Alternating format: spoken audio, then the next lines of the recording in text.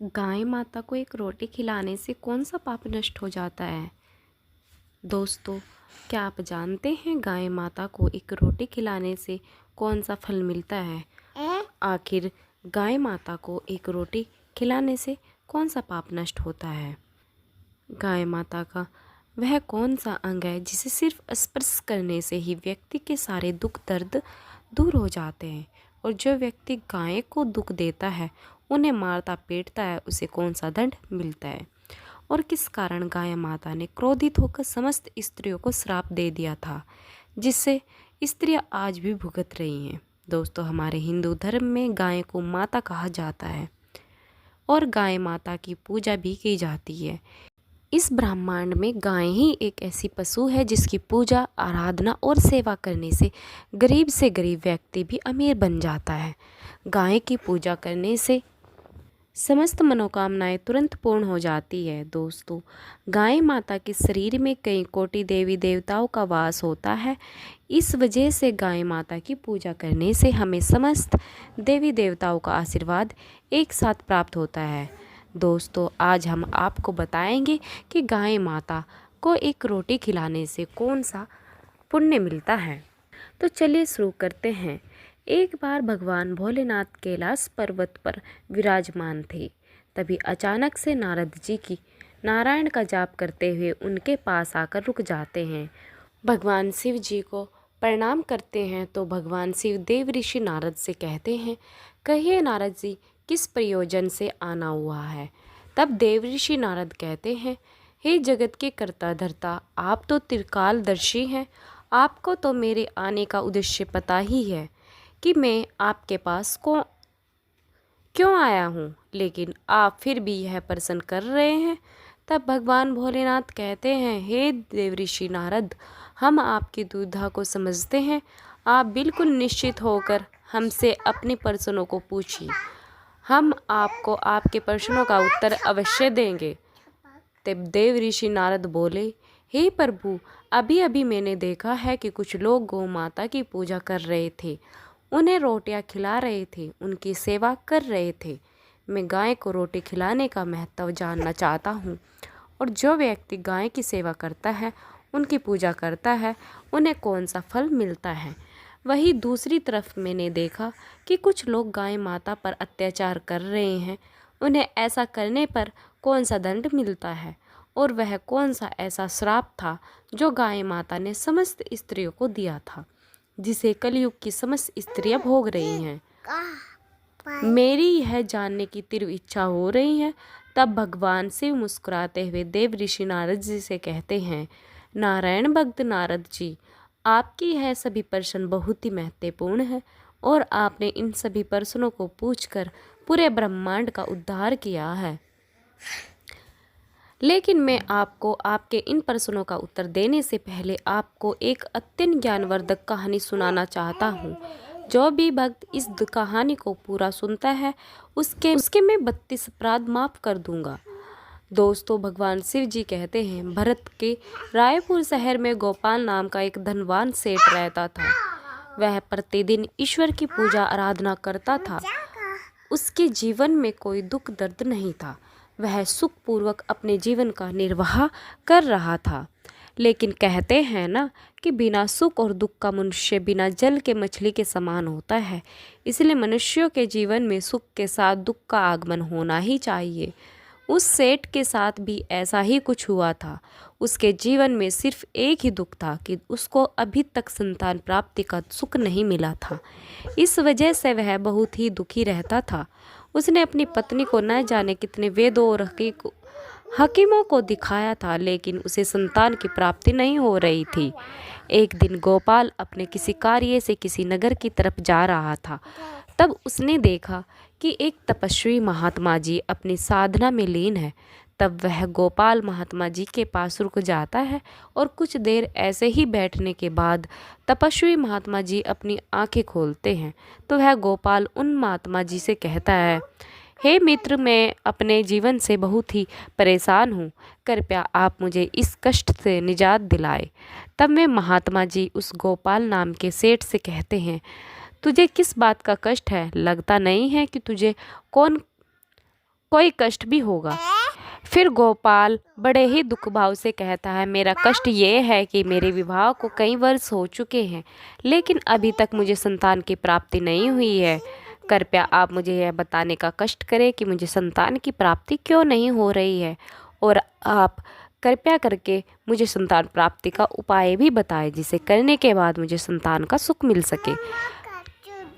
तब वे महात्मा जी अपनी अंतर मन की उस गोपाल नाम के सेठ के जीवन में घटित सभी घटनाओं को देख लेते हैं और क्रोध में उस सेठ से कहते हैं, अरे मुख मानव, तूने घोर पाप किया है। क्या तुझे याद नहीं, एक बार जब तू किसी नगर को जा रहा था, तब एक वृक्ष के नीचे एक गाय अपने बछड़े के पास भूख प्यास से तड़प रही थी।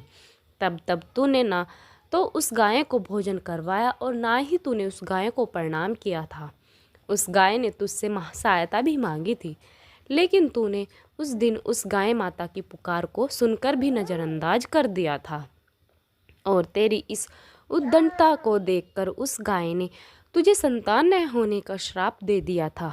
हे मानव, जो भी व्यक्ति गाय माता को कष्ट देखकर उनकी सहायता नहीं करता है, उस व्यक्ति को घोर पाप लगता है। दोस्तों, भगवान शिव देव ऋषि नारद से कहते हैं, हे देव ऋषि नारद जी, इस प्रकार उन महात्मा जी ने उस गोपाल नाम के सेठ को उसके पापों के बारे में बता दिया। तब वह सेठ रोते हुए कहता है, हे भगवान, मुझसे इतना बड़ा पाप कैसे हो गया? मुझे अपने पाप से घृणा हो रही है। मेरी वजह से उस गाय और उसके बछड़े को इतना दुख सहना पड़ा। फिर वह गोपाल नाम का सेठ उन महात्मा जी से कहता है, हे गुरुदेव, मैं अपने इस पाप का पश्चाताप करना चाहता हूँ। मैं जानता हूँ कि मेरा अपराध क्षमा योग्य नहीं है, लेकिन फिर भी मैं अपनी इस उद्दंडता का प्रायश्चित करना चाहता हूँ। कृपया करके आप मुझे इसका कोई उपाय बताएं, जिसे करने के बाद मुझे अपने पापों से मुक्ति मिल सके। फिर वे महात्मा जी उसे गोपाल नाम के सेठ से कहते हैं, हे गोपाल, तुम दुखी मत हो। इसका उपाय यह है कि तुम मेरे आश्रम के समीप रहने वाली एक कालंदी नाम की गाय की सेवा करो, उसकी पूजा अर्चना करो। वह तुमको अवश्य ही पुत्र का आशीर्वाद देगी।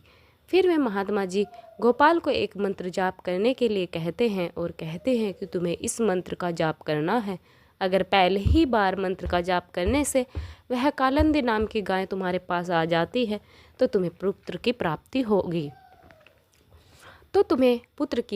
अवश्य होगी। और अगर वह गाय किसी वजह से तुम्हारे पास नहीं आती, तो अवश्य ही तुमसे पृथ्वी की सारी गाय माताएं रुष्ट हो गई है। तब वह सेठ उस मंत्र का जाप करने लगता है। उसके पहली बार ही मंत्र का जाप करते ही वह कालंदी नाम की गाय उस आश्रम में उस गोपाल नाम के सेठ के पास आने लगती है। उस गाय को आता देख कर में महात्मा जी बोले, तू देख, तेरे केवल एक बार ही मंत्र का जाप करने से यह कालंदी नाम की गाय स्वयं चलकर तुम्हारे पास आ रही है। तो बहुत ही भाग्यशाली है। यह गाय निश्चित ही तेरे सभी दुखों को दूर कर देगी। तो इस कालंदी नाम की गाय को वन में चराकर उसकी सेवा करना, जंगल में रहने वाले हिंसक पशुओं से इसकी रक्षा करना, और अपनी पत्नी से भी यह कह देना कि वह भी इस कालंदी नाम की गाय की सेवा करे, इसकी पूजा आराधना करे, जिससे प्रसन्न होकर यह गाय तुझे संतान प्राप्ति का आशीर्वाद प्रदान करे। फिर वह गोपाल उन महात्मा जी को प्रणाम करके उस कालंदी नाम की गाय को अपने साथ अपने घर ले जाता है और अपनी पत्नी से कहता है कि भाग्यवान हमें संतान के लिए इस कालंदी नाम की गाय की सेवा करनी है। दोस्तों, भगवान शिव देव ऋषि नारद जी से आगे बताते हैं कि उसके दूसरे दिन सुबह होते ही उस गोपाल सेठ की पत्नी उस गाय की पूजा करती है, उसे कुछ रोटियां खिलाती है। फिर वह सेठ उस गाय को चराने के लिए वन में लेकर जाता है, और उस वन में पहुंचकर वह सेठ उस गाय को हरी हरी घास खिलाने लगता है। और जब वह कालंदी नाम की गाय हरी हरी घास खिलाने लगता है और जब वह कालंदी नाम की गाय किसी वृक्ष के नीचे विश्राम करने के लिए बैठती है, तो वह सेठ भी उसके साथ बैठ जाता है और विश्राम करने लगता है। फिर वह सेठ उस गाय के शरीर पर बैठी हुई मच्छर मक्खियों को हटाने लगता है और अपने हाथों से उसके मस्तक को सहलाने लगता है। इस प्रकार से उस सेठ को उस गाय की सेवा करते हुए जब शाम हो जाती है, तो गोपाल उस गाय के साथ अपने घर लौट आता है। घर पहुंचते ही वह गाय जब अपनी पूंछ से धूल उड़ाती है, तो गोपाल का घर पवित्र हो जाता है और उसके सभी पाप नष्ट हो जाते हैं। फिर गोपाल की पत्नी उसकी विधि पूर्वक पूजा आराधना करती है और उसके चरणों में कई बार मस्तक झुकाती है। फिर उस कालंदी नाम की गाय से प्रार्थना करती है और हाथ जोड़कर वह उसके आगे खड़ी हो जाती है। फिर वह गाय उस गोपाल सेठ की पत्नी की पूजा को स्वीकार कर लेती है और गोपाल की पत्नी पर अपनी दृष्टि डालकर उसके सभी दोष समाप्त कर देती है। गाय की दृष्टि पड़ते ही उस सेठ की पत्नी पवित्र हो जाती है। इस प्रकार से उस गोपाल सेठ को उस कालंदी नाम की गाय की सेवा करते हुए 28 दिन बीत जाते हैं। 29वें दिन जब गोपाल उस गाय को लेकर वन में चला जाता है और उस वन में पहुंचकर वह गाय वन के बीच में चली जाती है, जहां पर कई सारे पेड़ पौधे, झाड़ियां और बड़ी बड़ी घास थी। वह गाय झाड़ी के पीछे छिपकर घास चरने लगती है। इतने में ही एक शेर पीछे से आकर उस कालंदी नाम की गाय को बलपूर्वक दबोच लेता है। गोपाल को शेर के आने की आहट तक नहीं होती। उस शेर के कसकर दबोच होने के कारण वह कालंदी गाय दर्द भरे स्वर में जोर से बोलने लगती है कि सेठ मेरी रक्षा करो, सेठ मेरी रक्षा करो। और जैसे ही गोपाल उस गाय की आवाज़ सुनता है, वैसे ही वह दौड़ता हुआ उस गाय के पास पहुंच जाता है और वह देखता है कि एक खूंखार शेर ने कालंदी नाम की गाय को बलपूर्वक दबोच रखा है। इस वजह से उस गाय की आंखों से आंसू की धारा बह रही थी। तो गोपाल बहुत ही दुखी हो जाता है और एक हाथ में डंडा उठा लेता है। दोस्तों, भगवान शिव कहते हैं, हे देव ऋषि नारद जी, जब गोपाल डंडा उठाता है उस समय वह उस शेर की तरफ नहीं देख रहा होता, लेकिन इस समय जब उस शेर की तरफ देखता है तो उससे शेर की दृष्टि पड़ते ही डर के मारे गोपाल का शरीर कांपने लगता है। उसकी सारी शक्ति क्षीण हो जाती है। फिर वह शेर गोपाल से ऊंची आवाज़ में कहने लगता है कि मेरे ऊपर प्रहार करना तुम्हारे बस की बात नहीं है, क्योंकि भगवान शिव मेरी ही पीठ पर पैर रखकर नंदी पर बैठते हैं। इसलिए तू मुझे मारने की चेष्टा मत कर और यहाँ से लौट जा। शायद ईश्वर ने इस गाय को भोजन के रूप में मुझे भेंट किया है, इसलिए तुम मुझे परेशान मत करो। तुम अपनी जान बचाकर तुरंत यहाँ से निकल जाओ। फिर गोपाल उस शेर से कहता है, कृपया आप इस गाय को ना मारें। यह गाय एक बहुत ही तपस्वी महात्मा जी ने मुझे मेरे सभी मनोरथ को पूर्ण करने के लिए दी है। कृपया आप इसकी हत्या न करें, क्योंकि इसकी हत्या करने पर तुम्हें महापाप लगेगा और इसका एक छोटा बछड़ा भी है जो घर पर इसका इंतजार कर रहा है। महात्मा जी ने मुझे इस गाय की रक्षा और सेवा करने का आदेश दिया है। मैं इस गाय को छोड़कर नहीं जा सकता। तुम भगवान शिव के सेवक हो, इसलिए तुम्हारे हाथ से इस गाय को छुड़ाना मेरे लिए संभव है। इसलिए हे मृगराज, मेरी आपसे विनती है कि आप ही इस गांव को मेरी आपसे विनती है कि आप इस गाय को छोड़ दीजिए। इसके बदले में मैं आपको अपना पूरा शरीर समर्पित करता हूँ। आप मुझे खाकर अपनी भूख शांत कर लीजिए। इससे उन महात्मा जी के आदेश का पालन भी हो जाएगा और मेरे द्वारा गाय की रक्षा भी हो जाएगी। साथ ही साथ गाय माता की रक्षा के लिए प्राण त्यागने से मुझे स्वर्ग की प्राप्ति हो जाएगी। इतना कहकर गोपाल उस शेर के सामने हाथ जोड़कर और आंखें बंद करके बैठ जाता है। फिर अचानक से गोपाल के कानों में एक स्वर सुनाई देने लगता है कि हे पुत्र, उठो, मैं तुम्हारी सेवा से बहुत ही प्रसन्न हूँ। यह सुनकर गोपाल उठकर खड़ा हो जाता है और वह अपने सामने उस गाय को देखता है और मन में सोचते हुए कहता है, वह शेर कहीं दिखाई नहीं दे रहा है जिसने आपको बलपूर्वक दबोच रखा है। तब वह कालंदी नाम की गाय गोपाल से कहने लगती है, पुत्र, मैंने अपनी माया से शेर का रूप धारण कर लिया था। मैं तुम्हारी परीक्षा लेना चाहती थी। मैं देखना चाहती कि संकट पड़ने पर तुम अपने प्राण बचाते हो या फिर मेरे। यह मैंने कैसे किया, यह तो यमराज भी नहीं जान सकते, लेकिन तुम मेरी परीक्षा में सफल हो गई। तुम मेरे प्राणों की रक्षा के लिए अपने प्राण संकट में डालने के लिए तैयार हो गए थे, इसलिए मैं तुम पर बहुत प्रसन्न हूँ। अब तुम कहो, तुम्हें कौन सा वरदान चाहिए? मैं अवश्य ही तुम्हारी मनोकामना को पूर्ण करूँगी। वह गोपाल नाम का सेठ कहता है, हे गोमाता, मेरी केवल एक मनोकामना यह है कि कृपया आप मुझे संतान प्राप्ति का सुख प्रदान कीजिए। फिर कालंदी नाम की गाय ने कहा, हे पुत्र, तुम एक पत्ते के धोने में मेरा दूध लेकर अपनी पत्नी के साथ ग्रहण करो। इससे तुम्हें धर्म का पालन करने वाली संतान की प्राप्ति होगी। वह गोपाल नाम का सेठ कहने लगा, हे गोमाता, मैं आपके मधुर वचनों को सुनकर बहुत ही मुग्ध हो चुका हूँ। अब आप मेरे साथ मेरे घर चलिए। मैं आपकी पूजा करके आपको भोजन कराता हूँ और सभी प्रकार के अनुष्ठानों को पूरा करके आपके अमृत समान दुग्ध का पान करता हूँ उसके बाद वह गोपाल नाम का सेठ उस गाय को अपने साथ लेकर अपने घर चला जाता है। घर पहुंचने पर उस सेठ की पत्नी उस गाय की पूजा पाठ करने लगती है। तब उस गाय ने गोपाल की पत्नी से कहा, हे पुत्री, तुम मेरी पीठ पर स्पर्श करो, इससे तुमको अत्यंत गुणवान धर्म का पालन करने वाली संतान की प्राप्ति होगी। फिर उस सेठ की पत्नी ने गाय की पीठ को स्पर्श किया।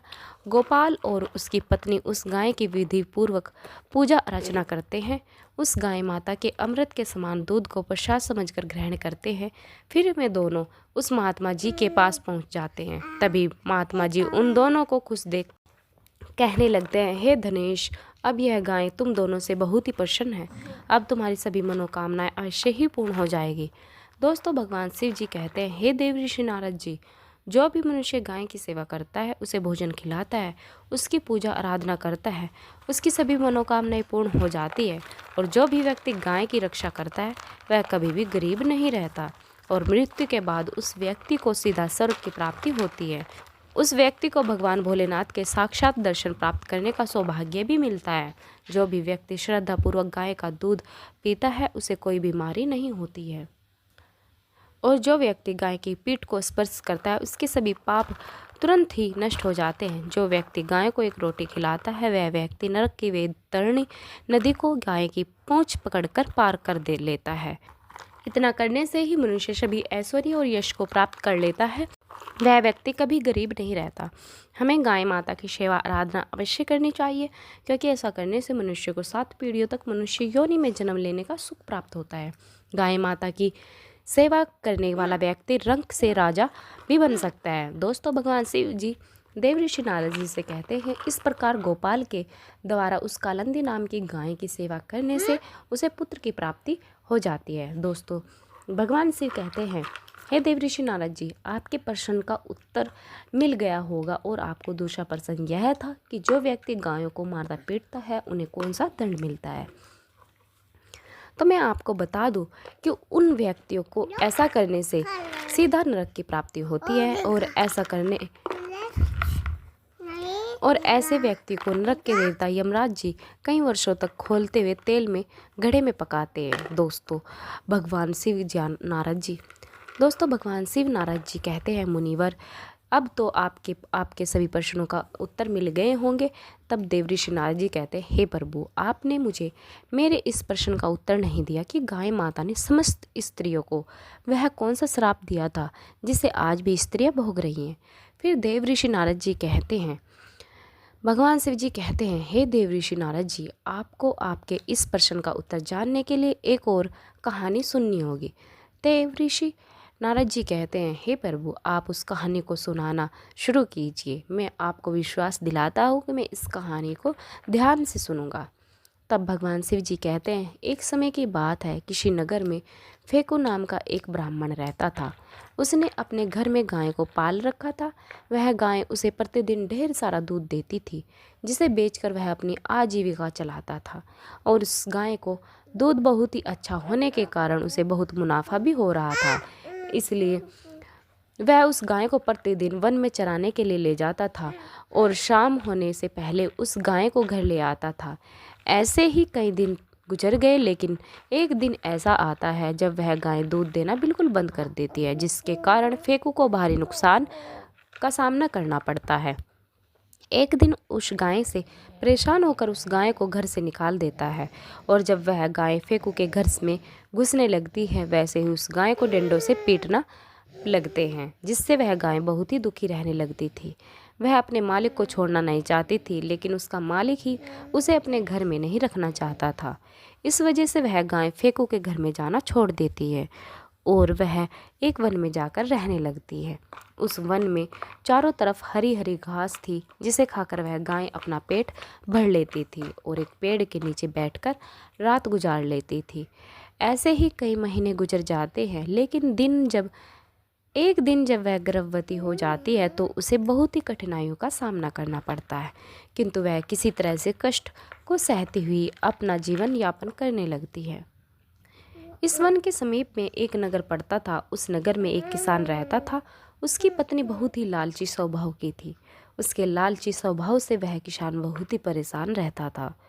दोस्तों शिव जी कहते हैं एक दिन जब उस गाय को गर्भवती हुए 9 महीने बीत जाते हैं तब अचानक से उसे तीव्र पीड़ा शुरू हो जाती है।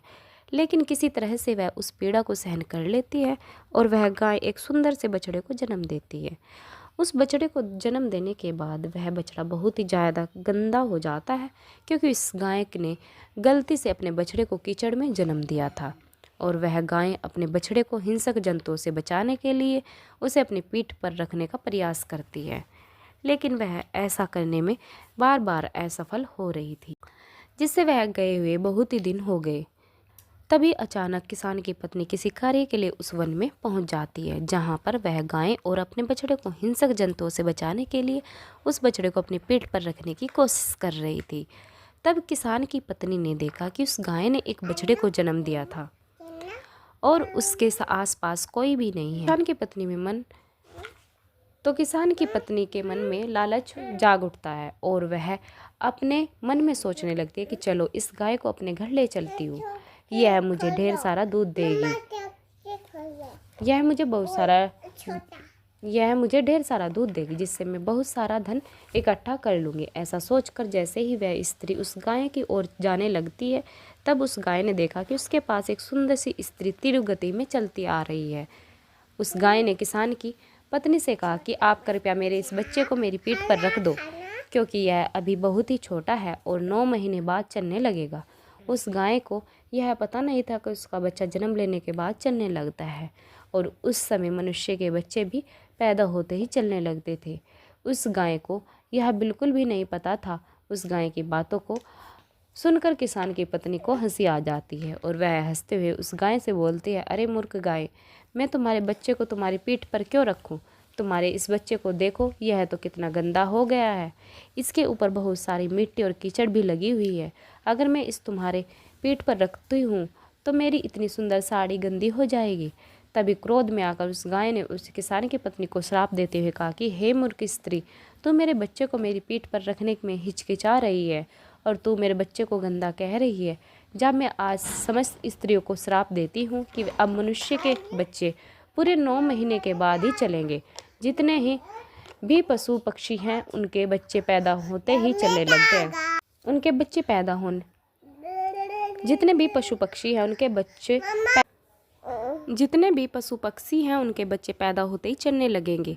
दोस्तों भगवान श्री देव ऋषि नारद से कहते हैं, इस प्रकार गाय माता के श्राप को कलयुग की स्त्रियों को भी भोगना पड़ रहा है। ऐसा पहले नहीं था। पहले मनुष्य के बच्चे पैदा होते ही चलने लगते थे। सतयुग में सुखदेव पैदा होने के तुरंत बाद ही अपने पैरों पर चलने लगे थे और वेद व्यास में भी जन्म लेने के बाद अपने पैरों पर चलने लगे थे। यह बात तो सतयुग की थी, लेकिन कलयुग में ऐसा कुछ भी नहीं है। कलयुग में मनुष्य के बच्चों को अपने पैरों पर चलने के लिए कम से कम 9 से 10 महीने लग जाते हैं। इसका कारण यह है कि गाय माता ने क्रोध में आकर समस्त स्त्रियों को जाति को एक भयानक श्राप दे दिया था। उस दिन से समस्त स्त्रियों के बच्चे पैदा होते ही अपने पैरों पर चलने की प्रक्रिया वहीं रुक जाती है और गाय माता के श्राप के कारण कलयुग में स्त्रियों के बच्चे 9 से 10 महीने के बाद ही अपने पैरों पर खड़े हो पाते हैं और गाय के बच्चे उसी दिन से पैदा होते ही अपने पैरों पर चलने लगते हैं। इसलिए किसी की आत्मा को ठेस नहीं पहुंचाना चाहिए, दूसरों के दुख में दुखी हो जाना चाहिए और दूसरों के काम आना चाहिए और साथ ही पशु पक्षियों की सहायता करनी चाहिए। उस स्त्री की एक गलती की वजह से कलयुग की समस्त स्त्रियों को गाय माता के श्राप का फल भोगना पड़ रहा है। दोस्तों भगवान शिव जी कहते हैं, हे देवऋषि नारद जी, अब तो आपको आपके सभी प्रश्नों के उत्तर मिल ही गए होंगे। तब देवऋषि नारद जी कहते हैं, हे प्रभु, अब मुझे मेरे सभी प्रश्नों के उत्तर मिल गए हैं और आपसे मुझे बहुत ही महत्वपूर्ण ज्ञानवर्धक बातें भी पता चली है। मैं आपको विश्वास दिलाता हूँ कि मैं इस ज्ञान का विस्तार पूरे देवलोक में अवश्य करूँगा। दोस्तों आपको ये कथा कैसी लगी कृपया कमेंट करके ज़रूर बताएं। वीडियो पसंद आए हो तो लाइक शेयर करें और चैनल को सब्सक्राइब जरूर करें और हाँ, कमेंट बॉक्स में हर हर महादेव लिखना न भूलें।